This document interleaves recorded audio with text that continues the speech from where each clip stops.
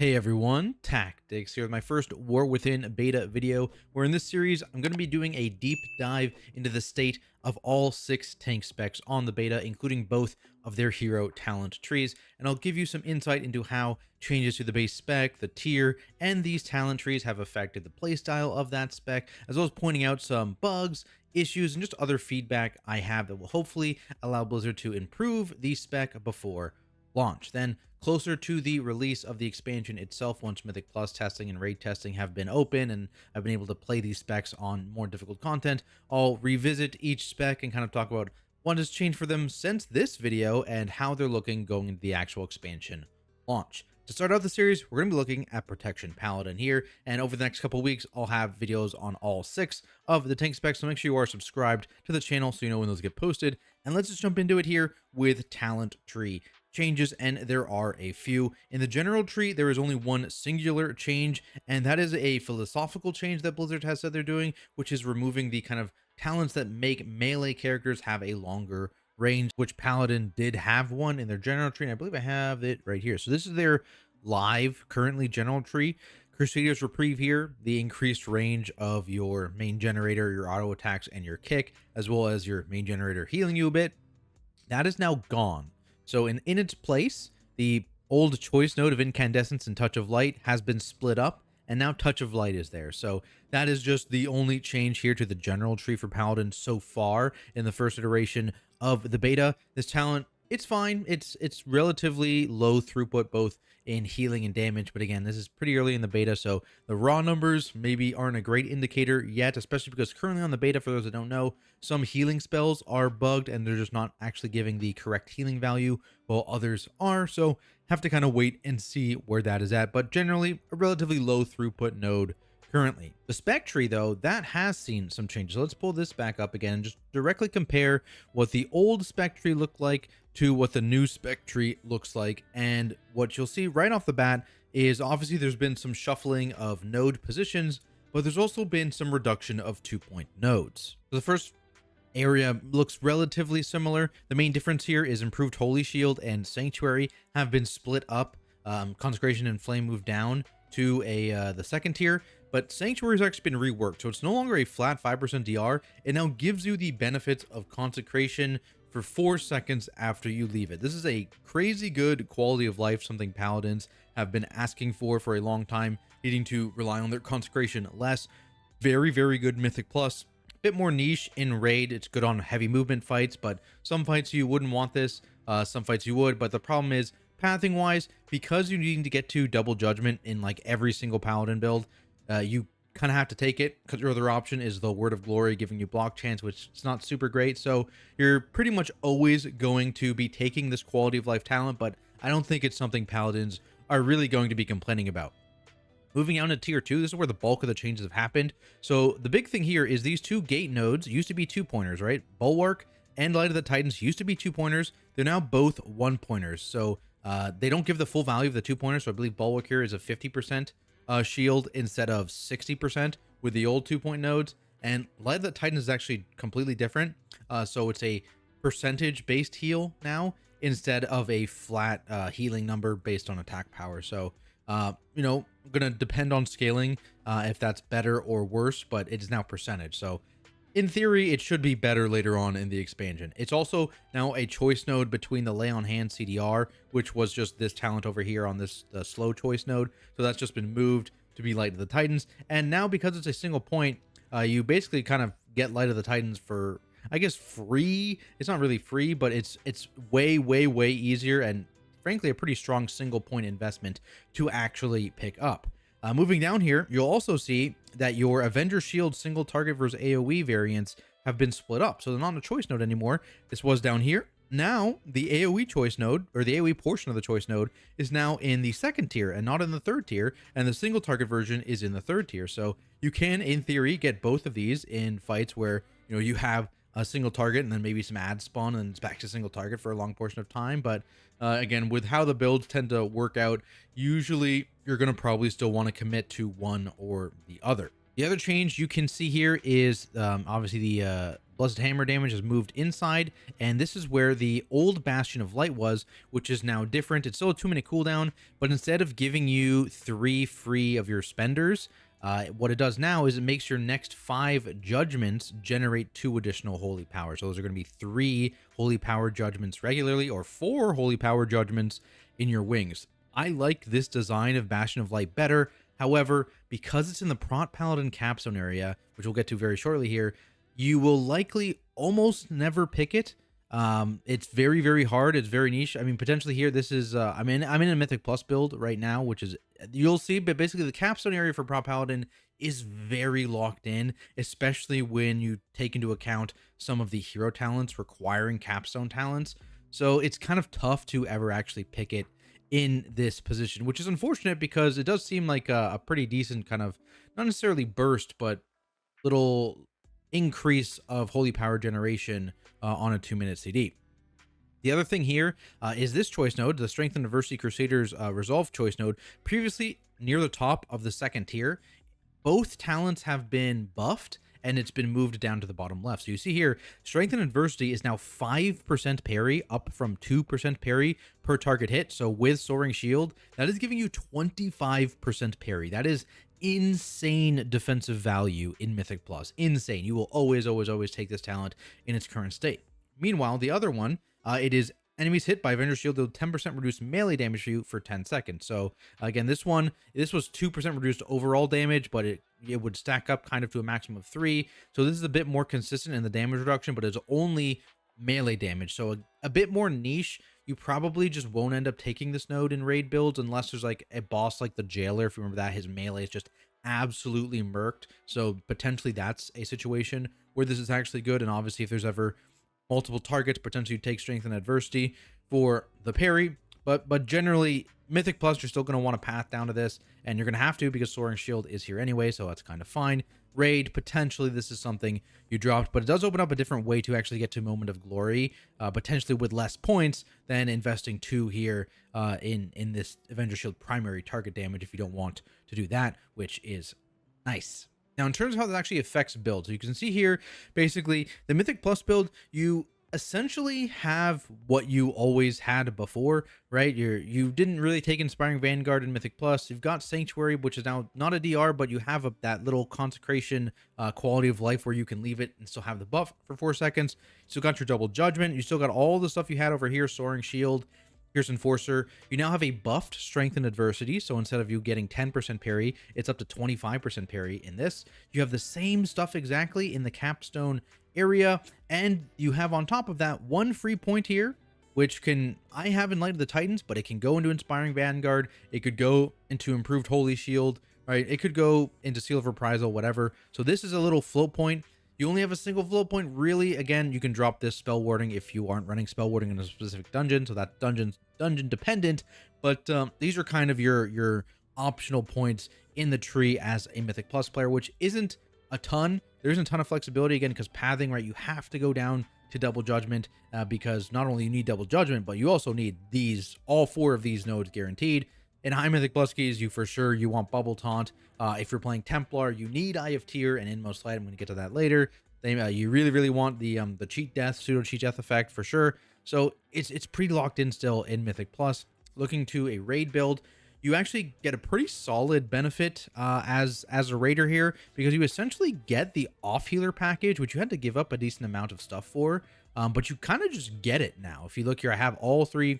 You get the Light of the Titans for the hot and the extra dot healing. You get the extra healing on yourself when you were to glory someone else, and then you get the extra healing on someone else based on missing health as well. And previously you had to give up quite a bit. Here you're giving up Tier's Enforcer, which if you're going into like a single target raid scenario, Tier's Enforcer is not that great, right? It's pretty low impact here. If you really needed to path through to get Soaring Shield, potentially you could give up like Seal of Reprisal and maybe the Inspiring Vanguard, or maybe Spell Warding if you didn't need that to path this way. But this gives you the fastest path down to get your single target damage increase.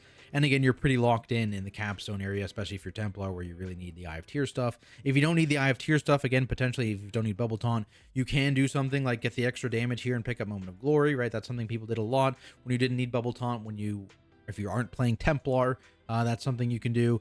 But generally here, I mean, you're getting more stuff as a paladin, which is nice, but you're still kind of equally locked into talent builds, which still kind of, it's a bit of a feels bad for sure. It's just, they've added some more talent in here, but like, I don't see how you could commit to getting a point here. It's just tough. It's just tough. And that's kind of where the talent trees are at. So you get a bit more off healing now, essentially, especially in the raid build, and you can opt for more off healing or just getting some extra stuff on top of this new sanctuary talent, which is overall pretty good wins for Prop Paladin. I don't expect too many more talent changes, or if any, to come in, just because the spec was already in a pretty decent spot after you know, a couple changes throughout Dragonflight, and so these changes just kind of up that and make it just a little bit better.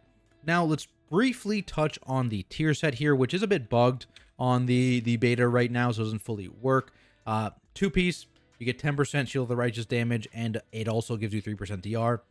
Fairly boring, straightforward passive. Your active mitigation, which you want to have as close to 100% uptime as possible, is just going to give you 3% more DR and do some more damage, so flat DR. The 4-piece is a bit more interesting. When you cast a Holy Power ability, so any of your spenders, it increases the damage and healing of your next Avenging Wrath by 0.5%, and that stacks up.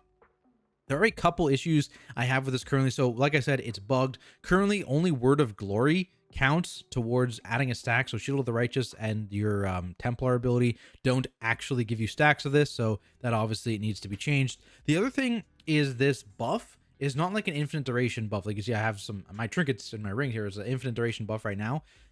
It really should be made an infinite duration buff, I think, because right now it's a 15-second duration, meaning if there's like an intermission on a boss fight, or if you're like running between packs, or there's RP or something, you can actually lose the damage amp stacks on your next Avenging Wrath, which seems bad. That doesn't seem like it should work that way. And because the duration of the buff is so short, that can happen. And with it being 15 seconds, I assume it can actually happen quite frequently. So that's something that needs to be addressed. The other thing is that the actual buff itself, when you press wings, is not tied to wings. It's just a flat 30-second buff. So it doesn't get extended when you're extending your wings, which pretty often is going to be longer than 30 seconds, even with, like, I'm in like normal mode gear, I think, and I've been getting longer than 30-second wings on without Bloodlust. So in your Bloodlust wings, for example, too, you're just going to lose your damage amp partway through your wings, which isn't great. So maybe some way to, again, attach that to wings itself, or just it's a permanent buff during your wings or something like that. I don't know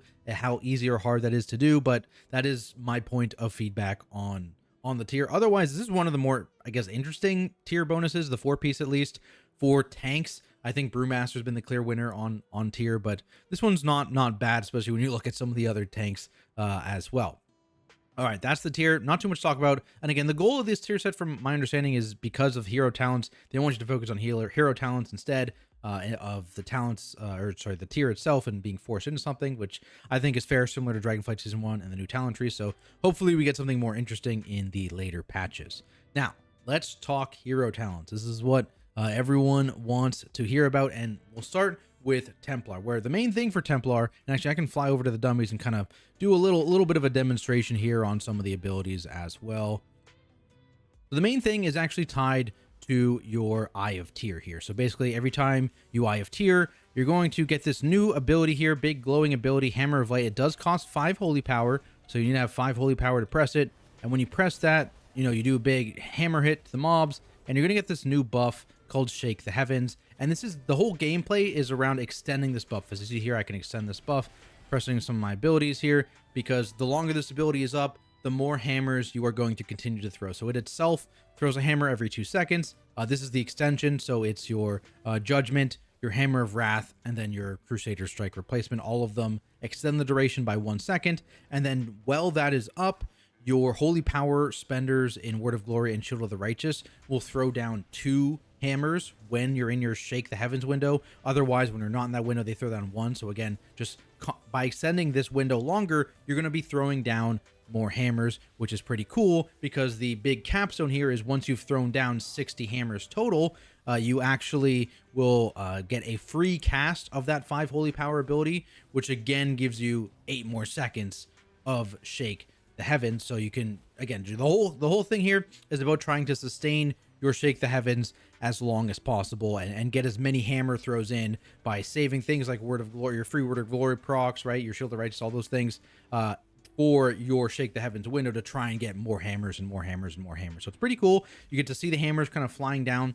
I do have some issues, and the main issue I have is with that Shake the Heavens actual debuff. Let's fly away again so we don't have all the combat noise. But basically, the whole thing with the Shake the Heavens debuff is the initial debuff, or buff rather, is 8 seconds long. The problem is this buff is hard capped at 8 seconds. So that means that when you get that free Hammer of Light from earning 60 of these hammers, right, you're going to get a free cast of it. But if you already have a Shake the Heavens active from one that you used yourself, or if you cast it just before your Eye of Tyr comes up for your regular cast of the Hammer of Light to give you 8 more seconds of Shake the Heavens, you just lose all that extra duration, right? This buff is hard capped at 8 seconds, which I think needs to be changed because it leads to a bunch of problems. Namely, here, the Hammer of Light, both the proc, when you hit 60 stacks and Eye of Tyr and Hammer of Light are already on cooldown, you now have 12 seconds immediately. You only have 12 seconds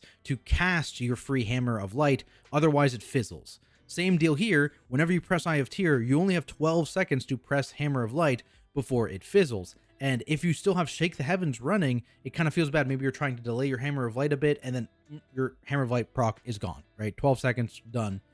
Because you've been extending your Shake the Heavens and you don't want to just fall it off. You don't want to waste Shake the Heavens proc, right? So that is my one major gripe currently with Templar. Shake the Heavens duration being capped at 8 seconds.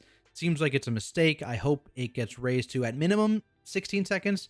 Could be uncapped entirely too, though. I don't think you're going to get, crazy duration, but 8 seconds is definitely too low, considering you have those free procs that you could back-to-back cast with a regular Eye of Tyr into Hammer of Light as well. So that is like my major point of feedback for Templar. Hammer of Light base cast being 5 holy power takes some getting used to, but I don't think it's the end of the world. I don't think it's going to terribly hurt your Shield of the Righteous uptime. It doesn't seem too hard to have pretty solid uptime on it, even with the reduced haste values and stuff like that in the first season. Seems pretty fine, especially with this talent down here giving your Eye of Tyr 3 holy power, so it makes Eye of Tyr a bit of a generator. So you only actually need to generate 2 holy power, and then you can Eye of Tyr, and then you can instantly cast your Hammer of Light. Now, something that is missing is an indicator for when you will lose your Hammer of Light proc. Like I said, it's 12 seconds, but if you just press Eye of Tyr here, there's no actual 12-second indicator anywhere, right? There's nothing here to show how long this is going to be. So some sort of indicator to show how long this proc is would definitely be nice, so people know when they're going to lose it, at least, even if you don't increase from 12 seconds, which maybe you should also increase it from 12 seconds. But that's just my opinion there. And then we have the talent issue, and this is maybe more of a philosophical thing around the design of hero talents, because it's not just Templar where this is an issue, but the big thing is this hero talent tree does not function without Eye of Tyr. Eye of Tyr is just required, and Eye of Tyr is a capstone talent, and there's also CDR in Eye of Tyr and damage in Eye of Tyr, which basically you also kind of need to take that. But really, this being a capstone talent required for a hero talent tree to work, in my opinion, isn't good. They're not the only one that does this. I think Guardian Druids, large part of Elun's Chosen revolves around Lunar Beam, which again is like a bottom right capstone talent. I don't like that. I think these talents should be more accessible. It's, again, a noob trap, whatever, that's not a big deal. But what I'm more concerned about is the fact that it kind of locks your talents a little bit. Like, for example, if Ardent was just a baseline and Eye of Tyr was up here, you could leave Inmost Light down here even, but that would just make it so that, yeah, you can, like, this tree is kind of online and you can do whatever you want down here. You don't need to be worried about your pathing or restricting your capstone talents too much, because then maybe you could even have an argument for not taking Inmost Light in Templar builds, but because it's just 1 point off of Eye of Tyr anyways, you might as well take it. So just my thoughts on it. Potentially make talents that hero trees revolve around at worst be in the second tier of talents, but maybe even the first tier of talents. Again, like I said, you could make Ardent baseline and move Eye of Tyr up here, and then some new talent there, and Eye of Tyr would all of a sudden be quite accessible. and that wouldn't really be an issue. But as it is, you're pretty locked in your capstone if you are running Templar, because you have to always take IF tier inmost light, which is something that previously, especially in raid builds, you did sometimes drop in order to make room for other talents like Moment of Glory and stuff like that. Overall, though, it is definitely pretty fun to have the hammers raining down here. They're not just pure single target either. Here, the crits on your hammers do some splash damage and reduce their damage. You get a longer steed, which is also pretty nice here, extension, and it's faster. The other thing here, you have a little single target versus AoE, or AoE serve versus single target here, where your divine toll can be stronger if the less targets it hits, which is kind of cool as well. So overall, pretty solid hero talent tree, in my opinion, with those issues aside. Now, let's talk about Lightsmith.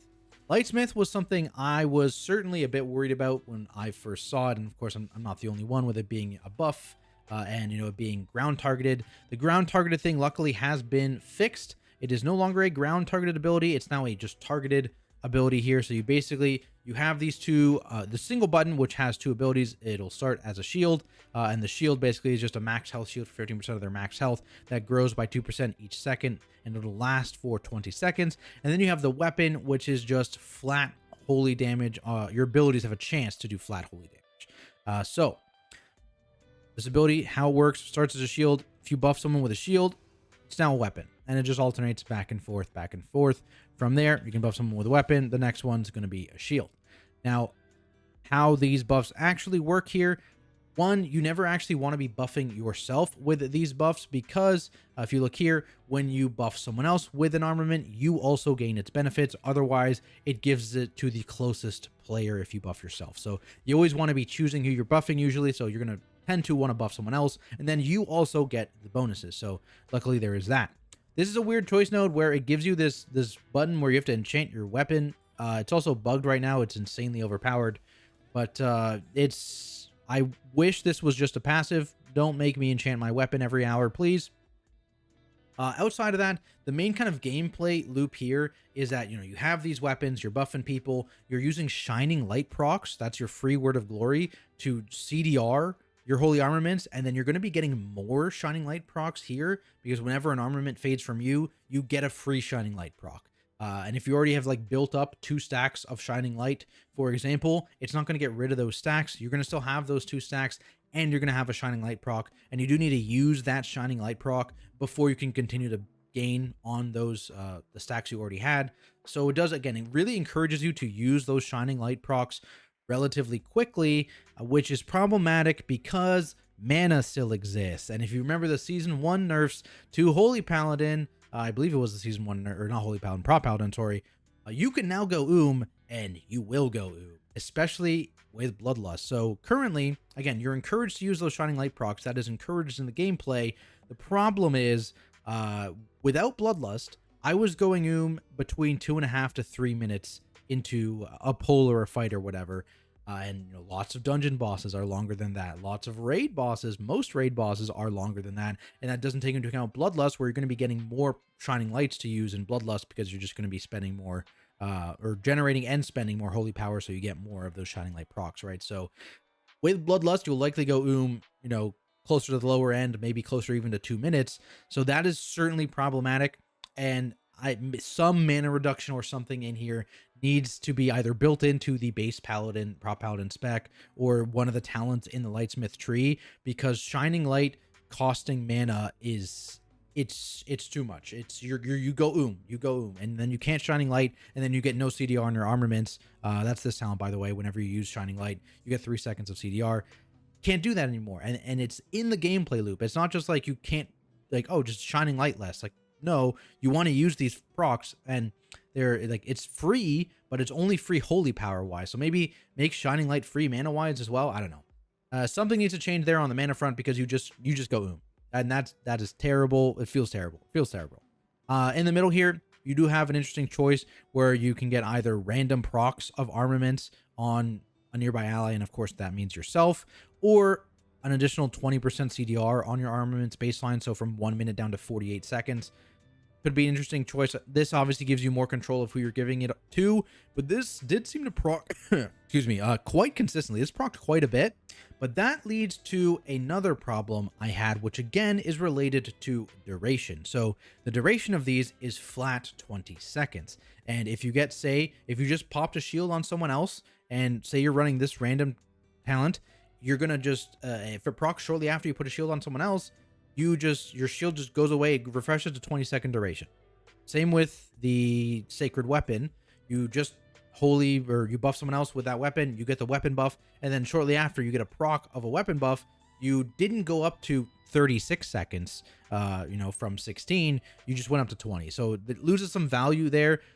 I can see why maybe people wouldn't want this to have fully stacking duration on allies, because maybe it's like, oh, just everyone's sacred weapon, the same person, if you have a holy paladin and a prop paladin, or something like that, right? Maybe that's bad, but I think at least on the paladin themselves, potentially the duration, at least of sacred weapon, should be able to stack an additional time, again, up to like 40 seconds, maybe just 2 durations worth, in case you do get like a sacred weapon proc on your own sacred weapon use. Or in the capstone area here, whenever you press wings, it automatically casts sacred weapon on yourself. Now there's some weird things because of this. So obviously it counts as a self-cast sacred weapon, which means that it then puts a sacred weapon on the nearest player, even if you're targeting a player. So potentially maybe change that to, like, if I'm targeting someone and I press wings, put the sacred weapon on them. Otherwise it's going to be like a weird positional thing for min-maxing. But the other weird thing this does is it re-rolls your holy armaments if your current holy armament is a weapon. So let's see here. Move this. My current holy armament is a weapon. You can see right there, it's a weapon. I press wings, it's now a shield. So it just makes some weird things happen, because again, the duration of your sacred weapon does not stack, right? It does not stack. And so if you have your holy armament coming off CD, and you have your wings coming up, but your holy armament is a weapon, that puts you in a really awkward spot where you maybe don't want to press wings yet. You want to wait for your holy armament, and then you don't want to wait for that holy armament to expire to press wings to get another holy armament, right? Because if you press wings first, it's going to re-roll your weapon to a shield, and that's not what you really want, especially if you're trying to min-max damage. I hope this is a bug that pressing wings re-rolls this weapon at all. That I don't think that should be a thing. It should just continue to rotate through whenever you physically press your holy armament button. But again, currently it does not work that way, and currently it is a bit awkward even to do that, right? Because it doesn't stack. So that just means, like, if you have a holy armament up already, wings is coming up, you press wings first, for example, you're now sitting on your holy armaments because you can't press weapon again, because you're not going to get the benefit of that, right? Also could potentially just lead to a completely different situation where you don't care that you don't get the benefit, because it's more beneficial that the DPS get this benefit. So your wings is coming up, your weapon armament's coming up. Instead of, trying to get them all to work for you, you just send your weapon armament instantly on a DPS, and then you go and send your wings again to buff another DPS, and you yourself don't get any real benefit from the second weapon armament, but your DPS do, right? So it's a weird situation. And again, I understand why you don't want it to stack on DPS players or just other players that aren't the paladin, but I do feel like, 1, wings shouldn't re-roll your weapons, and 2, you should be able to have at least 2 durations of weapons worth, like 40 seconds, even maybe less, maybe like 30 seconds worth of weapons or something, right? So you don't have to wait as long or something, or you still get some benefit, right? But it just feels a bit bad with how it currently works. Again, though, I do actually think how it plays out is better than I thought it was going to be. Again, especially with this being targeted, you're probably just going to make a mouse over with this and buff, throw the shields out on people in danger, or on people that have dangerous jobs or anything like that, targeted by abilities. Really, really cool kind of fantasy there, especially with the off-healing package available. I think Prop Paladins, Lightsmith, in the raid build with the off-healing stuff, they're going to be absolutely wild. A lot of these other points are kind of meh. This point is just straight up like useless in like 99.9% of scenarios. This one's pretty minor, 33% boost to your auras, which I guess if you're running Devo, which you're not usually running Devo a lot in raids either, so could be you're going to be running Ret usually in raids, I guess, depending on the comp. could be different. If you don't have a Holy Paladin, you'd be the Devo source. But it's definitely not a bad tree, and it's better than I was expecting. Again, this one has a few more issues, specifically related to how armaments interact with yourself and how you can waste a lot of armament value on yourself. And again, the targeting of armaments when you are casting it on yourself, or when abilities are casting on yourself, being a little bit clunky, not giving you as much control over who it's going on. But again, overall, I think both of these talents, both Lightsmith and Templar, are pretty solid. Of course, this is the first tank spec I've been testing on the beta, so maybe my opinion is going to change as I do some of the other tank specs. In general here, the ideas are pretty nice, and I like how the gameplay, it doesn't stray too far from what you're already doing as a paladin, but there are some certain things, like, again, trying to dump holy power spenders during your Shake the Heavens windows, and the building of the holy power to actually have these Hammer of Lights, where, again, I think as a Templar, the first one, obviously, you're building up your stacks here to get your free cast, but after the first cast, you could build a free one up during the second one, and then you could kind of sustain that till your third one. It was very, very fun. It was very fun. It felt rewarding too. And this one, I think, is almost there. It just needs some, again, way to differentiate how you're buffing yourself specifically. That is it for this video, though, guys. Hopefully you found it informative. Hopefully you enjoyed it, and hopefully Blizzard sees some of this feedback and maybe does some changes based on that. I do have plenty of more War Within beta content coming for you guys, though, on the horizon, including deep dives just like this one for every other tank spec available. We've got dungeon and raid guides for Season 1 and just much more, so make sure you are subscribed to the channel with notifications on. Otherwise, shout out to all of my Patreons for their support and making content just like this video possible. Otherwise, I will see everyone in the next one.